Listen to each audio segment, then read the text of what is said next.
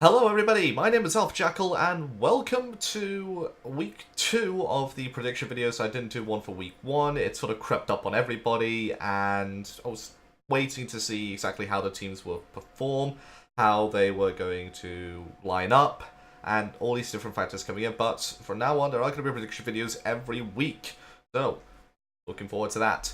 Before we get into this week's games, let's have a look back at last week's games. Starting off with Panda versus Legacy. A lot of people thought this was going to be the top two going into this split, and that this was going to be a very close, very exciting matchup, and an exhibition of what Oceanic Pro League can really do. Panda, however, had a very different idea going into this game, and in game one, just tore Legacy apart. I mean, it was incredibly brutal to see, and Legacy, they just didn't have an answer for it. It was absolutely unreal. Game 2 was a lot better from them. They actually drafted a lot better. They prioritized picks a bit differently. They banned away a couple things like Rose Naja. But still, a couple key errors in rotations and positioning, as well as objective pressure, allowed Panda to gain the foothold, and whenever Panda gained a foothold, they just run with it. And it's absolutely impossible to stop him from there. Sylvanas was picked for support both games for Pandemonium, and of course I mentioned Naja was banned for Legacy in Game 2. The Sylvanas looks like a very safe pick from Richard Castle. Looks to be like he's the only person in Oceania who can play it at a high enough level to pick it. Teams may have to look to ban that one out, or even start learning to play it themselves and try and pick it up to take it away from him, because if they're going to run the Sylvanas consistently, then Ro is free to get Wrath in the jungle, and they can just get so many Gold Furies, they get so much objective pressure, they can then invade consistently, because the Sylvanas will just gain pressure in the dual lane by himself. Ravana was also picked both times in the solo lane for Kikyo Mio. He looks very comfortable on that god, and when you're coming into your first match in the new team, and you're looking to just try and keep your head down and do what you can to stay safe, Ravana looked to be the best pick possible, and he bodied with it. And Panda took that one 2-0 in very convincing fashion. The other game from Saturday was Avant-Garde versus Royalty. And Avant-Garde came into the split near enough favourites, definitely in the top three. I mean, the top three definitely are Avant-Garde, Legacy, and Pandemonium. Insight were going to be joining them as top four until they had to drop out, but more on that later. And Avant-Garde showed why they were near enough the favourites in this performance against newcomers Royalty. Royalty, they didn't have a lot of experience in the OPL. But only one of their players in Royal Custard, who's in the jungle, has one game under his belt, and that was for the ill-fated Tainted Minds lineup back in last split. He came in as a sub for one game.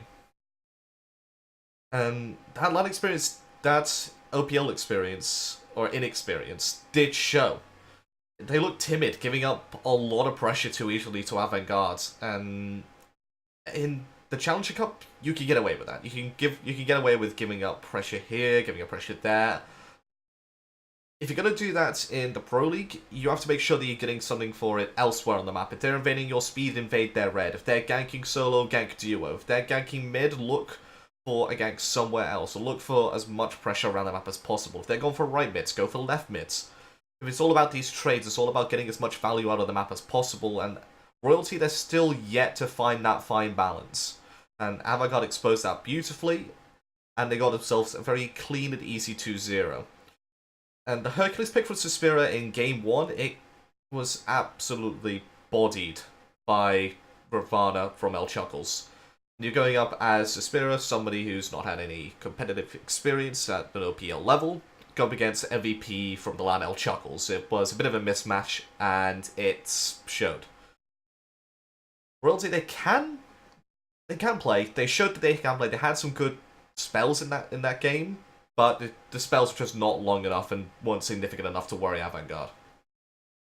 Moving on to Sunday, Corvidae v Alpha Sydney. This was a surprisingly good matchup.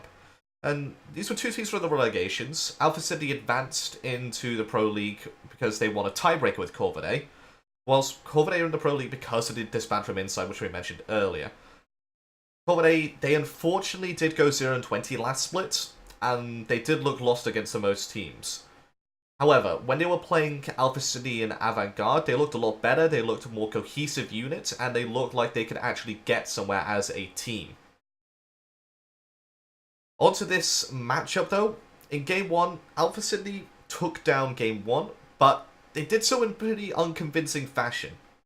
Corvidae were able to still find objective pressure, they were still able to find objectives, they were still able to find fights and win said fights, despite the fact that they were 10,000 gold down, as well as about 14,000 experience. That shouldn't happen, and if you are a pro league team, if you are a team that's looking to go to LAN, looking to possibly even go to Worlds, you cannot lose fights, you cannot lose pressure if you are 10,000 gold up.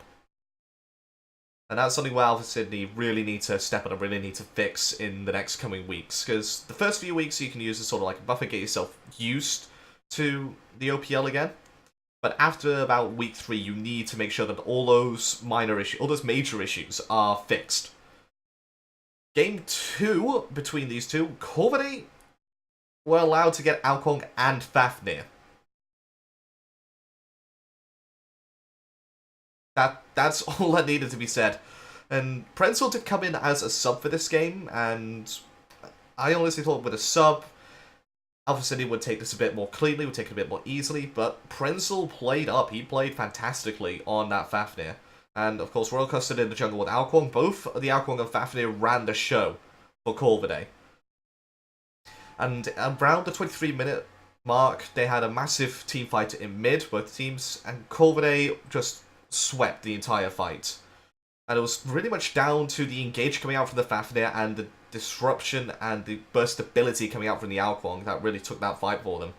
And Cryoprator, he came into the solo lane as a replacement for KO after he went to Alpha Sydney, and he looks a fantastic replacement and handled KO to an absolute fault, and was actually the MVP for the entire set because of the way he played, because of how he reacted to the rest of his team play, and his rotation ability, and his timers and his thoughts coming out from that solo lane was absolutely inspired, and it just showed that Corvidae made an upgrade by picking up Cryoprator. Going into the next game, I think Alpha City would need to reprioritize picks and bans. They outdrafted in Game 1, yes, but in Game 2 they got outdrafted much, much harder. And they need to work on that, definitely. The final game of that week was Panda versus Royalty. Not much to say about this game, really. Panda came in as favourites, 1-2-0. Royalty didn't really put up too much of a fight. Ro kept on taking enemy speed buffs, and whilst other teams would have fought for it, again, Royalty gave up free pressure, they gave up free objectives. Looking to try and farm and get themselves up for the late game, they need to draft a bit more early game. They need to make sure that they have something which will win a lane, just to make sure that they have some foothold in the map to then spread pressure out from. Well, Panda just abused that perfectly when they had all 3 lanes pushing up. And that was an easy 2-0 for Panda. So now we move on to this week's matches and the predictions. Starting off on Saturday, Legacy versus Avant, the match of the week once again. It's the first match of the week. 2 of the top 3 teams go head-to-head yet again. 2 different scenarios coming out from these teams though. Avant will want to continue their LAN momentum and their week 1 momentum, whilst Legacy, they need to find a win. They need to find something to get their split up and running, because ever since LAN, they've just looked flat. And it's been a kind of a shock to everybody to see them just have this massive fall from grace. They looked absolutely phenomenal during the Split 2. Even in week 10, they looked phenomenal. And then just LAN came, nothing. Last week, nothing. Especially in Game 1, that was nothing. Game 2, they put up a bit more of a fight. Avant's drafting was absolutely phenomenal last week. They drafted quite a few powerful picks. And they also made sure that everybody had something they were comfortable on, something that they could play to their maximum potential, and something that they could synergize well with. Legacy's drafts were good, and they responded to the problems from Game 1 when they were drafting in Game 2, especially Rose Naja, because Rose Naja in Game 1 was absolutely unreal. It just controlled the map and just dominated proceedings. In game two, Road did pick up a Wheelix, and it did pretty much the exact same thing, but it did so to a lesser extent, and Legacy were allowed to get some form of foothold in the game and actually managed to take fights up in Pandemonium's jungle. Either team has the potential to take up this match. Could also be a draw, to be fair, but looking at this right now, looking at the performances from last week, looking at the performances from LAN, I have to go with a 2-0 to Avant-Garde. They just look phenomenal and could be the top team this split. It's definitely between them and Pandemonium. Second matchup on Sunday is going to be Alpha City versus Royalty, the two teams from relegations that actually qualified in to the Pro League rather than were given a spot due to a team disbanding. And Royalty beats Alpha Sydney in the finals to clinch number one relegations team spot, so that is massively important. Alpha Sydney dropped a game to Corvidae last week. That's all well and good, but Royalty in the two matches so far are 0-4. Albeit against the top two teams in the region, but they still looked pretty flat and pretty out of their depth in those games. What I'm looking for in this matchup is, can both teams learn from their mistakes? Will the drafting phase from Alpha City be better? Will Royalty step it up? Will they play into their opponents, and will they actually get aggressive? Will they play up? Will they stop retreating pretty much most of the time? Again, either team can win this matchup. I'm going to go with a safe option. I know it's going to be 1-1 in my opinion. If I had to give it to either team, I'd have to give it to Alpha Sydney, simply because of the fact that they've got the OPL experience. They know what to expect from Royalty coming out from the relegations this time, and I don't think they'll underestimate them like they probably did. Sunday seems Panda versus Corvidae in the match 1. Panda currently 4-0, had a more difficult win than Corvidae, who are 1-1. Nothing really much to say about this match. Panda looked like number 1 seeds alongside Avant-Garde, and it's really down to Ro being back in the jungle. It's a massive boost to the team, and it's showing. The shot calling coming out from him, the way they play through the momentum given to them through Ro is absolutely phenomenal, and I don't think Corvidae have the tools at their disposal to stop that or possibly even challenge it at this stage. An easy 2-0 for Pandemonium for me. Final game of the week, and it's the match that a lot of people were interested to see. Avant-Garde versus Alpha Sydney. And the reason a lot of people wanted to see this is because it's a rematch from Week 10 Split 2. The winner takes all match that decided who was going to be 4th seed for Split 2 and get the final spot at LAN. Avant-Garde won that 2-0 and got to LAN, albeit they might have been helped by the fact that Swifty was banned for that game. We will never know. I think it was a factor that allowed Avant to win more comfortably.